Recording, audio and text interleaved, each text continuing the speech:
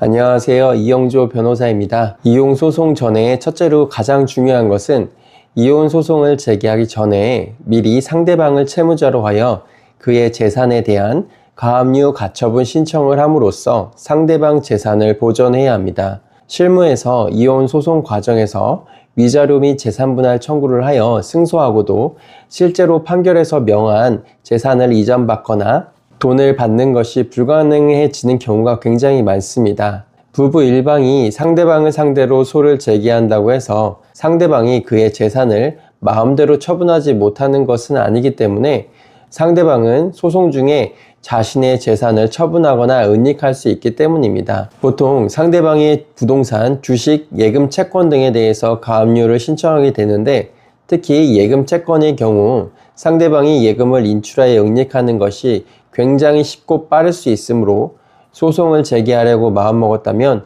예금 채권에 대한 신속한 가압류 신청은 반드시 필요합니다. 부동산에 대해서는 처분금지 가처분을 해서 매매를 할 수 없도록 합니다. 다만 실제 본안에서 얻을 수 있는 것보다 더 많은 재산을 과도하게 가압류 가처분하려는 경우 과잉보전처분 신청이라고 인정되므로 과잉보전처분 신청이라고 인정되어 신청인에 대해 안 좋은 인상을 가질 수 있으니 유의해야 합니다. 특히 상대방의 직장에 이혼소송 등을 알려 상대방을 곤란하게 할 목적으로 상대방의 임금채권에 대한 가압류를 신청하는 경우 법원은 임금채권을 지금 가압류하지 않으면 안 되는 이유에 대해 엄격히 심사하고 있으니 임금채권 외에 다른 재산이 있다면 그 재산을 먼저 가압류 신청하는 것이 좋습니다. 또한 양육자는 비양육자를 상대로 양육비를 청구하는 경우 실무상 3년치 정도의 장래 양육비를 피보전 권리로 인정하여 비양육자의 재산을 가압류할 수 있습니다. 두 번째로 중요한 것은 증거보전 신청입니다. 실무상 부정행위의 증거로 많이 활용되고 있는 것이 CCTV입니다.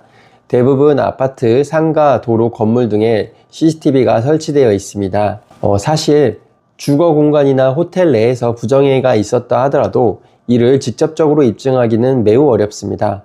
그러나 부정행위의 당사자들이 함께 아파트 엘리베이터나 호텔 엘리베이터에 탑승하는 장면이 영상으로 제출된다면 부정행위를 추산할 수 있는 중요한 증거가 될 수 있습니다. 그런데 CCTV로 녹화된 영상의 보존기간은 짧은 곳은 일주일밖에 안 되므로 해당 영상에 대해서는 일시와 장소를 특정해 즉시 법원에 증거 보전 신청을 할 필요가 있습니다.